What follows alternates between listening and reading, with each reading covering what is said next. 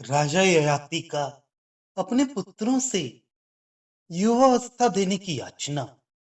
ययाति बोले कि हे पुत्रों, तुम में से दुग्धाइनी हमारी वृद्धता को एक भी कोई ग्रहण करे, वह धीर होकर तुम लोगों के मध्य में से अपनी तरुणता हमको दे और यह उत्तम स्वरूप दे, क्योंकि इस समय हमारा मन कामासक्त हो एक स्त्री में लगकर अत्यंत चंचल हो गया है। इससे जैसे पात्र में स्थित जल को अग्नि खलबलाता व संतप्त करता है, वैसे ही हमको काम का अग्नि संतप्त करता है। वैसे हमारा मन कामासक्त होकर अत्यंत चलायमान हो रहा है। सो हे पुत्र, एक कोई दुग्धाइनी हमारी जरा को ग्रहण करे, वह अपनी तरुणता हमको दे, जिसमें हम काम सुख भोगे। जो कोई उत्तम पुत्र हमारी जरा को ग्रहण करेगा, वही राज्य भी भोगेगा। वह हमारा धनवा भी वही ग्रहण करेगा।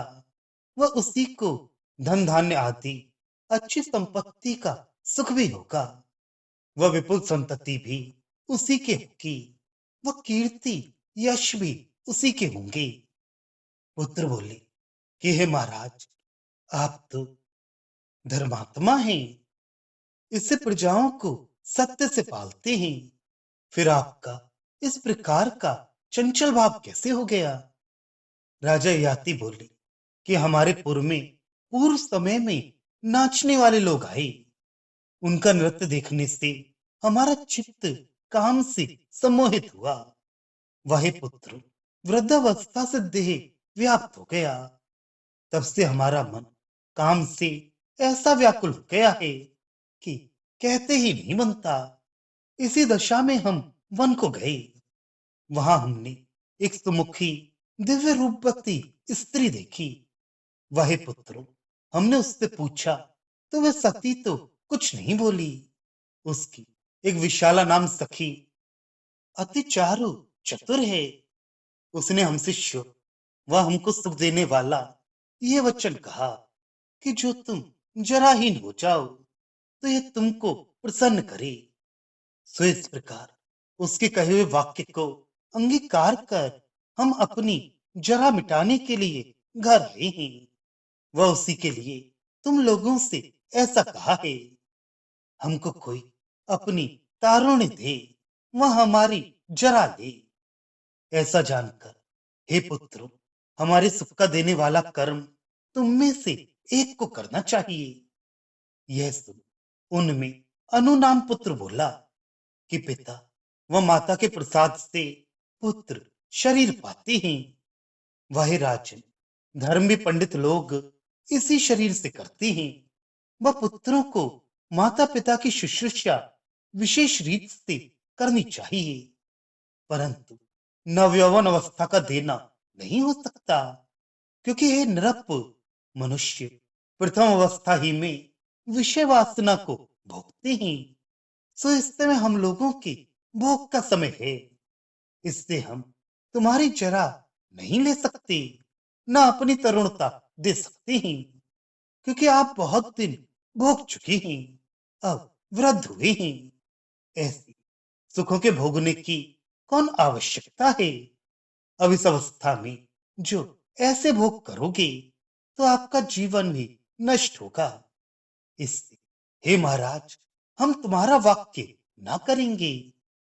इस प्रकार राजा के ज्येष्ठ पुत्र अनु ने कहा। अनु का वाक्य सुनकर राजा ययाति बोले, वे यद्यपि धर्मात्मा थे, पर मारे रोष के क्रोधित नेत्र कर उसको श्राप दिया कि हे पाप चेतन, तुमने हमारी आज्ञा का अपध्वंस किया। इससे तुम सब धर्म से बाहर होकर पापी हो जाओ, शिखा से विहीन होकर वेद शास्त्र से विहीन हो जाओ, वह आचारों से तुम विहीन होगे, इसमें संशय नहीं है। ब्रह्म हम वर्जित दुष्टात्मा व सत्य वर्जित भी होगे। वह नराधम तुम अति कोप के करने वाले होगे। मदिरा बेचने वाले, भूखे, पापी व गोघाती तुम होगे। दुष्कर्म करने वाले व ब्रह्मद्वेषी सदा होके, व पारगामी और महाप्रचंड लंपट होके, वह सदा दुष्ट बुद्धि होकर सर्वभक्षी होके, वह अपने गोत्र की स्त्री के संग भोग करोगे, वह सबका नाश करोगे, पुण्य ज्ञान से विहीन वह कोड़ी भी होके, तुम्हारे पुत्र पौत्र भी ऐसे ही सब पुण्यों के नाशने वाले मिलेच्छ और अत्यंत पापी होंगे, इसमें संदेह नहीं है। इस प्रकार अनु को श्राप देकर यदु नाम अपने दूसरे पुत्र से राजा ययाति बोले कि हमारी जरा को धारण करो, वह अकंटक राज्य भोगो। हाथ जोड़कर यदु राजा से बोले कि हे तात, हम जरा का भार नहीं उठा सकते, इससे कृपा कीजिए। अति शीत लगना, मार्ग में न चलने पाना, दंतादिकों के न रहने से कदन्न भोजन करना, वृद्ध स्त्रियों का संग होना, वह सब अपने मन के प्रतिकूल कामों का देखना, ये 5 जरा के लक्षण हैं। इससे हे राजन, हम अभी पहली ही अवस्था में वृद्धता के दुख नहीं सह सकते, वह हम क्या कोई भी जवानी ही में बुढ़ापे को धारण नहीं कर सकता, इससे अब हमारे ऊपर क्षमा कीजिए। हे द्विजनंदन, यह सुन क्रुद्ध होकर राजा ने यदु को भी श्राप दिया कि तेरे वंश में उत्पन्न होकर कोई कभी राज्य के योग्य ना होगा। बल व तेज व क्षमा से हीन व क्षत्रिय धर्म से वर्जित सब तेरे वंश के होंगे, जिससे तुम हमारी आज्ञा के प्रतिकूल हो, इससे ऐसा होगा, संदेह नहीं है। यह सुनकर यदु बोले कि महाराज, हम तो निर्दोष हैं, आपने क्यों श्राप दिया? अब हम दीन के ऊपर कृपा करो, वह प्रसन्न हो। ययाति राजा बोले कि हे पुत्र, देव देव श्री विष्णु अपने अंश से तुम्हारे कुल में अवतार लेंगे, तब तुम्हारा कुल पवित्र हो जाएगा। यदु बोले कि हे महाराज, हम निर्दोष पुत्र को आपने श्रापित किया, जो हमारे ऊपर दया हो तो अब अनुग्रह कीजिए।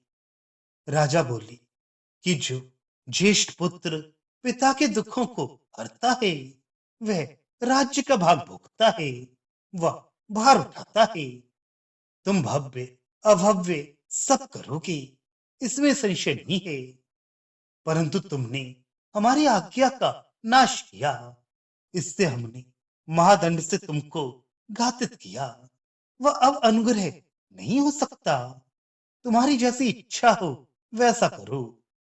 यह सुन यदु बोले कि हे निरपुत, जिससे तुमने हमारा राज्य कुल व रूप नष्ट किया, इससे अब हम वह हमारे वंश का आगे जो भी होगा दुष्ट होगा। अब हम भी कहते हैं कि तुम्हारे वंश में नाना भेद के क्षत्रिय होंगे, उनके ग्राम व देश और स्त्रियों को व रत्नों को बड़े बड़े कोप करने वाले महाबलवान भोगेंगे, इसमें संशय नहीं है। वह हमारे वंश से जो तुम्हारे श्राप से तुरुष्क व मिलेच्छ उत्पन्न होंगे, वे भी सब भोग करेंगे, जिनको कि तुमने दारुण श्रापों से नाशित किया है। ऐसा राजा से कहकर यदु बहुत क्रुद्ध हुए। तब महाराज ययाति और भी क्रुद्ध हुए और फिर से श्राप दिया कि अच्छा, जो तुम्हारे वंश से उत्पन्न म्लेच्छ आदिक हमारी प्रजाओं का नाश करेंगे, तो तुम हमसे सुनो। जब तक चंद्रमा, सूर्य, पृथ्वी, नक्षत्र, तारागण रहेंगे, तब तक जितने म्लेच्छ उत्पन्न होंगे, कुंभी पाक नरक में गिरेंगे, वह रौरव नरक में भी पड़ेंगे। तब राजा ने सबसे छोटे तुर्वसु नाम पुत्र को बालकों के संग खेलते हुए देख बुलाकर, बालक जान, राजा ने उससे कहा कि तुम तो लड़के हो, तुमसे क्या कहें, जाकर खेलो। शर्मिष्ठा के पुत्र पुण्यात्मा पुरु को बुलाकर उससे कहा कि हे पुत्र, हमारी जरा तुम ग्रहण करो। वह हमारा दिया हुआ अति पुण्यदायक शत्रु रहित राज्य भोगो। यह सुन पुरु बोले कि हे देव, राज्य हम ना भोगेंगे, क्योंकि आप अभी भोगते हैं, आप ही भोगे। पर आपकी आज्ञा से जरा हम ग्रहण करते हैं, दे दीजिए। वह हमारी तरुणता से अभी सुंदर रूप धारण करके विषयासक्त चित्त से आप नाना प्रकार के भोग विलास कीजिए। हे महाभाग, जब तक इच्छा हो तब तक इसके साथ विहार करो। जब तक हम जिएंगे तब तक आपकी वृद्धावस्था धारण किए रहेंगे। जब पुरु ने ऐसा कहा तो महाराज ययाति अति हर्षित होकर उस पुत्र पुरु से बोले कि हे वत्स, जिससे कि तुमने हमारी आज्ञा हत नहीं की, वरन अच्छे प्रकार से की, इससे बहुत सुख को देने वाला तुमको देंगे। इससे हमारी वृद्धावस्था ग्रहण की और अपनी युवावस्था दी। इससे हे महामते, हमारा दिया हुआ राज्य भोगो। हे राजन, जब राजा ययाति ने पुरु से ऐसा कहा तो पुरु ने अपना तारुण्य राजा को दे दिया। वह उनकी जरावस्था आप ग्रहण की। पिता पुत्र के अवस्था बदलते ही उसी क्षण राजा युवा हो गए, वह पुरु वृद्ध हो गए। राजा का रूप ऐसा दिखाई देने लगा जैसा कि 16वें वर्ष के अति स्वरूपवान पुरुष का होता है। बड़े रूप से युक्त तो राजा मानो दूसरे कामदेव ही हो गए। धनुष व सब पृथ्वी का राज्य, छत्र, पंखा, सब आसन, गज, कोश, देश, सब सेना, चामर, रथ, जो पदार्थ थे, सब महात्मा पुरु को राजा ने दे दिए। वह उन धर्मात्मा राजा ने कामासक्त होकर उस स्त्री की चिंतना की। वह उसी स्वच्छ जल वाले काम नाम तड़ाक पर राजा ययाति जी गए, जहां की वे अश्रु बिंदुमती नाम स्त्री थी।